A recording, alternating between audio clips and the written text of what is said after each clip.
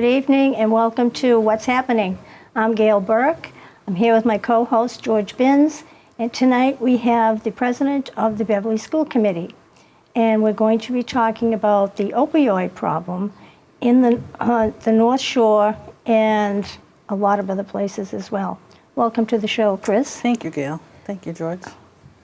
Glad to have you here. Thanks. Now, Kris, you've been on the school committee for a number of years now. Yes.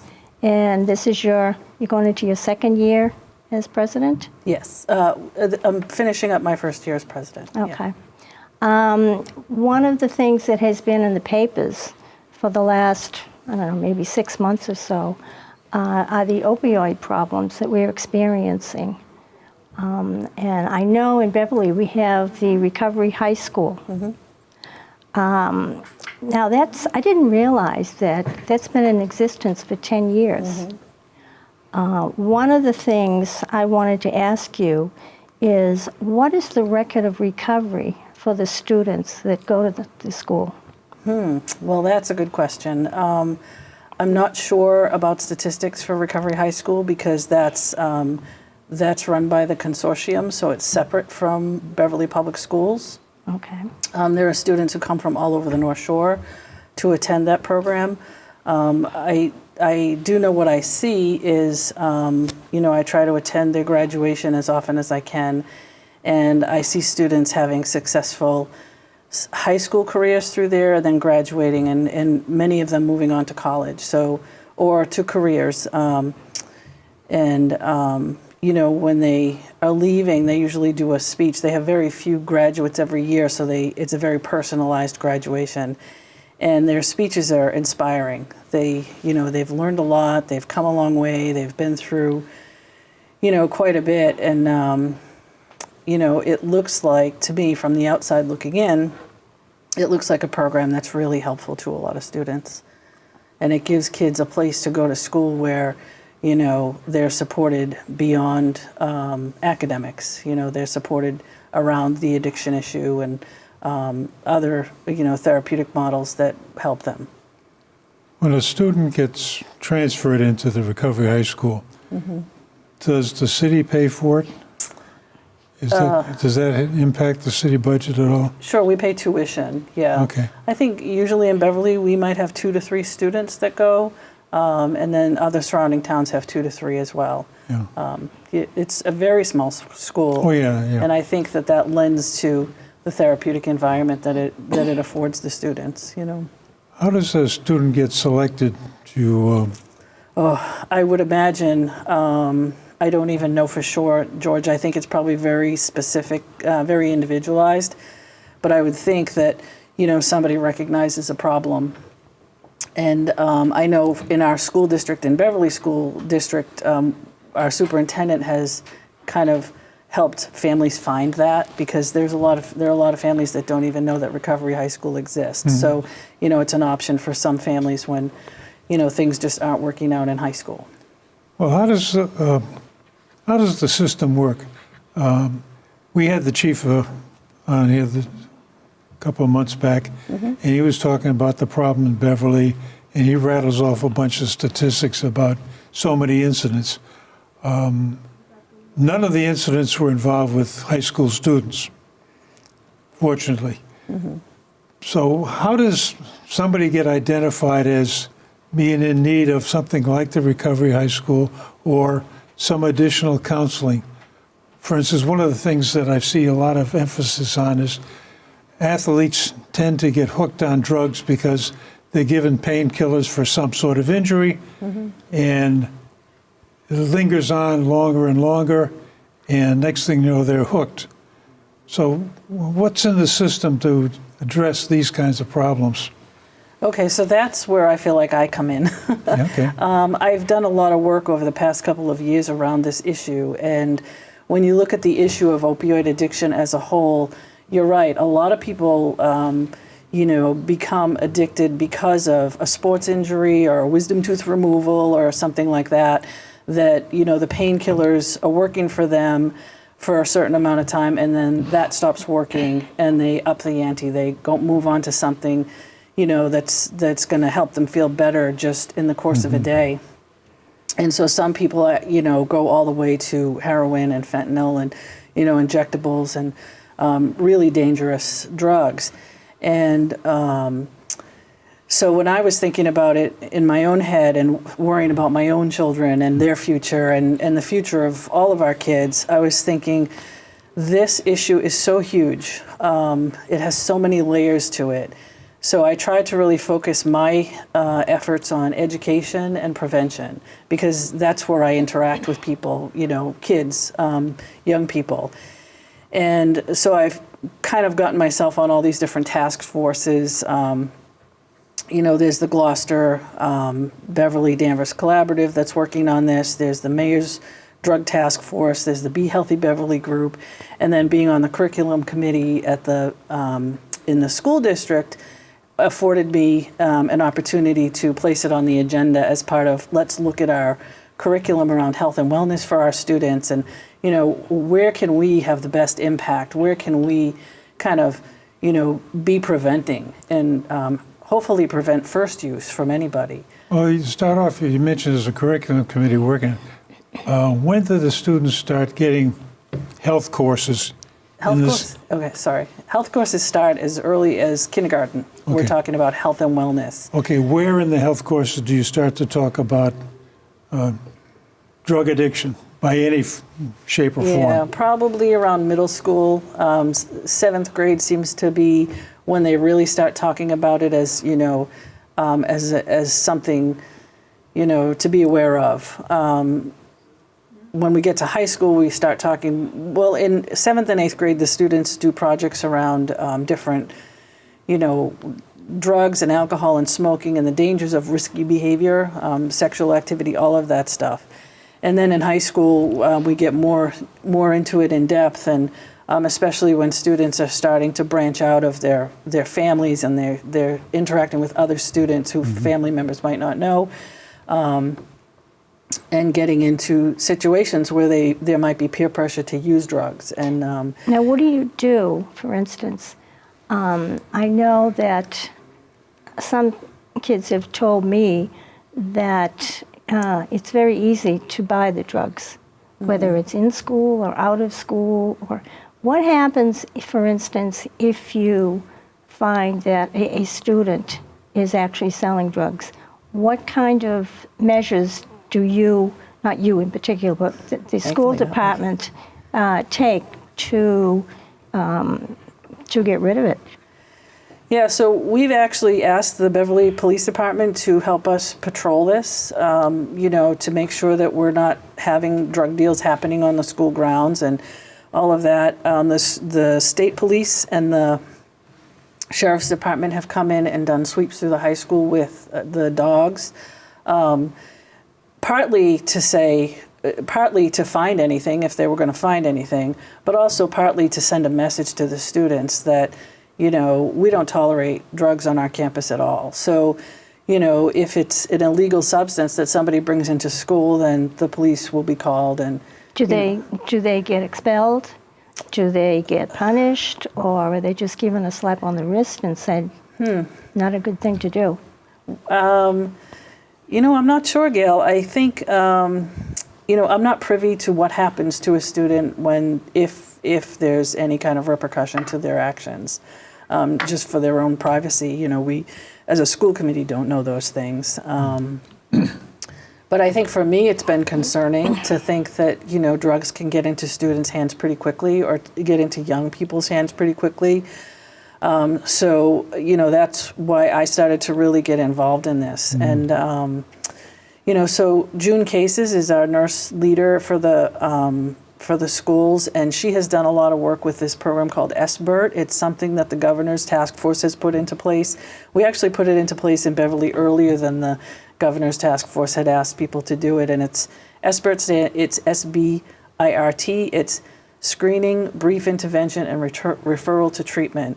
And it's a program where the nurses in the schools sit down with the students and they just ask them a series of questions. And if there are any questions that are answered that bring up a red flag for the nurse, that leads the nurse to think that this kid might be vulnerable or susceptible to using drugs or is using drugs or even engaging in other risky behavior, it then sends that person to a track of help, either counseling or resources for parents and things like that. So June has done a tremendous amount of work with that in our nurses in our schools, and she just finished the first the round of it with ninth graders at the spring of this past school year, and I think it helps identify students who might be more at risk.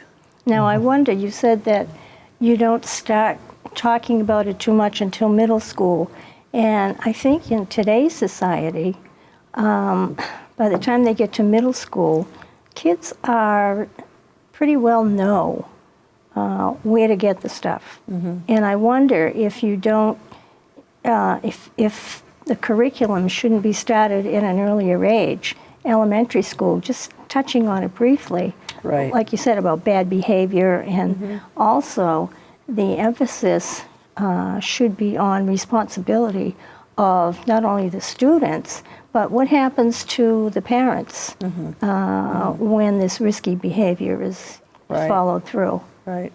I agree. I think we should start as early as possible. There are people who work in this field who believe that we should start with brand new moms, babies right out of the womb. Parents should be thinking about drug addiction and thinking about how are we going to inform our children, through their lifetimes. And also by their behavior. Exactly, by our behavior, how we role model, when we go out to dinner and have a drink, how are we representing that to our children in front of our children? Are we driving after having a drink? Are we, they say that when you order a glass of wine in a restaurant, you typically get 2 servings in one glass, and you think you're having 1 glass of wine, and so your kids are sitting there watching you have that glass of wine, thinking that's 1 glass of wine. So, Well, I think you have to be, I think it's okay for kids to observe that because you are an adult, and this is something that you choose to do. And it's about responsible behavior. Yes. Yeah. So I wanted to say another thing about starting early. There's a dilemma, in our society, I guess, about this topic. Some people think that if we start talking about drugs and addiction, and if we specifically start talking about, marijuana and heroin and opioids and cocaine, any of the drugs, there's a thinking that if we talk to our children about it too soon, then will it entice them to be curious and want to find out more about it and then use it? Well, I think that may have been the problems in the past, because I think that there were programs where they would go in and they would explain about the drugs and they would show the kids about how to use it and all of that. And I think that kind of went off the track. But I think it all has to start with, from the very beginning, responsible behavior. And that there are consequences when there is irresponsible behavior. And I think that may be missing. Well, the problem we're looking at right now is a mixed message. Smoking, tobacco, nicotine addiction has been an issue in this country since the founding. A lot of the money made in this country was raising tobacco and selling it in England and Europe. And we've gotten into a situation where all of a sudden, oh yeah, there are consequences to that, like different lung cancers and heart conditions and so forth. So the government started a program to push back and cut back on enticing people into smoking. Okay. We went through a similar exercise with prohibition on consumption of alcohol. That didn't work worth a... Yeah. And as a result, it's tolerated. Now we're looking at question 14 on the ballot this coming November to legalize marijuana. And the problem you get into is that all of these things, the nicotine, the marijuana, the opioids, the opium, the amphetamines, they all work on the same part of your brain. And it's a hard problem to differentiate. Well, it's okay to drink alcohol, but you can't smoke marijuana and you can't do drugs, the recreational pharmaceuticals. But the Native Americans can go play with the peyote. It's a very difficult problem, and I think that's what adds to the confusion in the minds of the kids. And I'm not sure how you can explain this and say, yeah, this all makes sense, because I'm having a problem with it. Mm-hmm.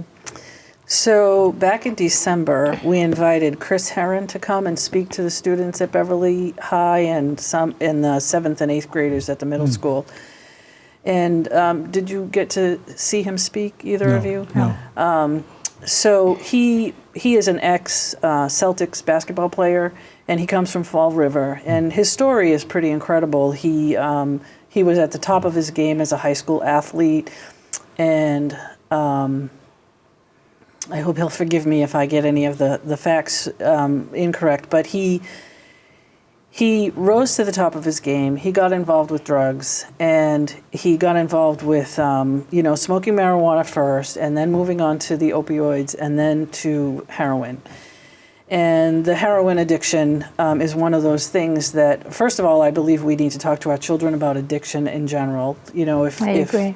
If you come from a family where there's addiction, I believe there's a genetic propensity for it. Yeah, I think some people are more prone to become addicted, whether it's to drugs, to chocolate. They have that addictive personality, and I think you're right. Right. So I think early and young, we should talk to our kids about that if that's in our families, and we feel like it's necessary to talk about that. But he says, Kris Herron was telling the kids that, he got to a point with heroin where he was so addicted that he didn't feel normal if he didn't just have the heroin. So it's not like he was taking heroin to get high. He was taking heroin so he didn't feel sick every day. Yeah, that's the other part of the problem, is the it's the effect of trying to kick the habit. It goes back to the movie The Man with the Golden Arm. If you go back that far, where it made a big story out of it. But the withdrawal pains are really serious. Sure. And one of the things the chief mentioned when he was here is that they've had incidents where they found somebody who had OD'd out like a light. They give them the shot of the knock-on. They pop up. Oh, yeah, that's great. I'm going to go get another one. And the connection that they have to keep making another fix, is something I don't think that gets brought across too early, that you lose control, totally out of control, and the drug of choice is the one that is controlling you, and people keep pushing to, well, let's get a better one, So right now, fentanyl is the big thing. Right, and if kids, are using at a young age and their brain is still developing, then in effect they do damage to their own brains where they really can't even think their way out of it anymore. So Kris Herron was telling the kids that he was trying to get to the root of why was he using drugs in the first place. And he said he felt like he needed drugs to feel like he fit in. He felt like he needed drugs for a mental health issue where he, socially and emotionally, he felt like he needed it to kind of get by and to be part of the team and be part of the group and all of that. And he really impressed upon the students that, it's okay to be who you are. If you're geeky, if you're unusual, if you like things that are different, if you have friends that are different, you don't need drugs or alcohol to fit in. And so I really love that message that he gave to the kids. And, the students really, if you have a chance to look him up on YouTube, he did some Sports Center things on ESPN, and he has some videos that he's posted of him speaking to high school kids. And the kids are just, you can hear a pin drop in the room because they're so intent on listening to his story. Because then he goes on to say how he actually, kicked the habit. But, he explains that this is sort of a thing that will always be with him. You know, he's He'll always be an addict. he'll always be an Yeah. addict, and he'll always have to work on it. But he said, you know, his main goal is to surround himself with people who lift him up, to surround himself with people who inspire him. Well, you make an important point, and he makes an important point of the influence of peer pressure getting into these things, because it's cool. Yeah, It's the thing to do. it's not cool, but I mean, but that's the way they that's think. the basic message. And it was the same problem with tobacco. Just about every movie had a hard-boiled detective in it with a cigarette dangling out of his mouth. It was almost de rigueur. You had to have this scene every so often. And one of the things, fortunately, they got rid of was a lot of the smoking in movies and TV. But it's coming back again. I noticed that, yeah. Yeah, And it is. It's coming back again. And this is the question I really come down to is, how do you get this message across to the kids, especially when you're in a situation where their brains don't fully develop until they're 20, 24? I mean, this is a biological fact. You're still churning out more neurons, more connections, developing your brain. And there's good evidence that shows that for certain people, smoking marijuana at a young age leads to problems later on that come back to bite you. Well, I wonder, too, if we're not fighting against that old feeling with kids. It'll never happen to me.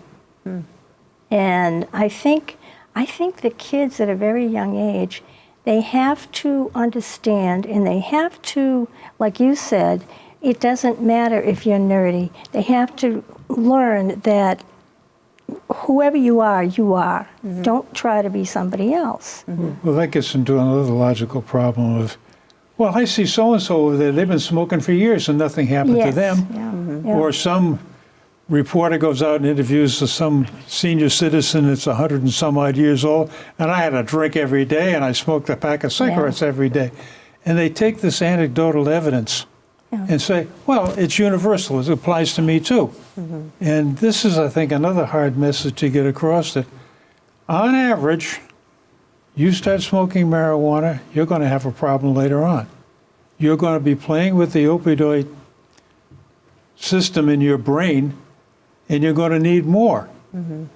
I wish we could convince the people that are in favor of passing not medical marijuana, but recreational marijuana. I wish we could get that message across to them, because I just don't understand it. Well, and the there's- other half of the problem is the one that we got talking before the show started, that as soon as you make something illegal, you made the point earlier, you're enticed and say, oh, gee, that's something that I should have some fun with. You're giving them a funny message, not directly, but subliminally. Yeah. And you also have a problem that anytime something is worth more across the border than it is on this side, there's going to be somebody that can figure out how I can get it across the border and sell it at a better price. Yeah. Sure. Well, it's a huge business in this country right now, too. Oh, yeah. So to the point about, marijuana or drinking leading to other things, that's pretty controversial right now, right? Some people believe that marijuana is a gateway drug to opioids. Right. Yeah. Other people don't believe that. So, scientifically, where are we with that? I'm not sure. But the big business of it is very, very scary. Being a parent of young men in this culture right now, there are people out there making it their business to hand out heroin to kids or opioids and getting them hooked. And once they're hooked, Well, one of the questions I have about this Recovery High School is, first of all, it's just a high school, right? So sometimes these kids could be in middle school and be hooked on something, and they don't get any help per se until high school. Now, when they get into the high school, does the high school run all year, or is it? Are they don't run in the summertime? it's a regular high school schedule. So Okay, yeah. so in the summertime, and I think the problem that I see is that, from what I understand, when kids get hooked on drugs, they need constant rehab, and it usually takes about a year for them. 22. 2 years? Okay. And this okay. is one of the problems, that they put them in 30 days of rehab. Right, yeah, And yeah. Yeah, I'm feeling There's pretty a- good. And then they're out as soon as again. they come There's a out- whole nother issue, right? Yes, If your yeah. health insurance only covers 10 days of rehab, I happen to know a family who's struggling with this right now, and the health insurance says we can give you 10 days of rehab, and the child goes for 10 days and then comes home, and there's no more, because she's aged out of high school, there's no more support after that. So then it's $40,000 to go to a rehab, Yeah. maybe somewhere in Florida, and Yeah. that might be 20 days, and it's piecemealing it together. And it's not to say there aren't good programs around. I know there are. It's just really hard to get the program you need for your person and have it work. Yeah. Yeah, that was one of the things they mentioned with the chief, that in Gloucester, where they have the program of the Angels, Right. one of the efforts is to find programs to get people into them, programs that they can afford and get grants and financial support as well as emotional support. But to the point you were making earlier about the drugs coming into the country, I don't know if you noticed that picture that was in the Salem paper about a week ago, where they had a big drug bust and they had all the drugs laid out on the table and the piles of money. Yeah.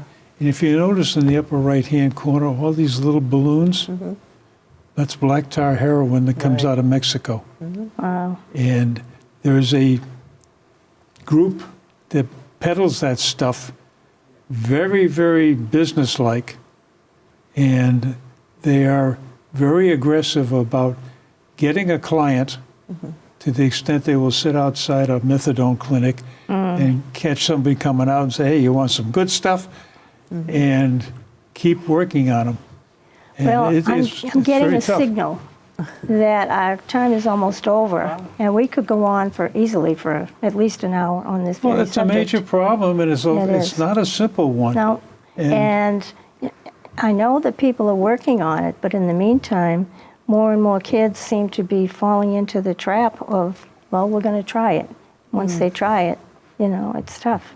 And So that's another message that has to come across. Yeah. that Once you get My on hope it, is that we can bring enough education to students and parents alike. The high school is doing some work with students around, prevention. Like, if you're sort of a disenfranchised student, you don't have a lot going on after school, come to a yoga group with us. They're doing some healthy alternatives that, really help students think about good. health and wellness versus destructive behavior. well, I think our time is just about up. Sorry, George.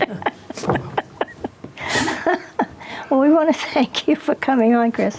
Thank you for having me. We have other subjects that we would like to talk about as well with you. Okay. And, you can see that we're not as aggressive as some people might think we are, depending on the topic, of course.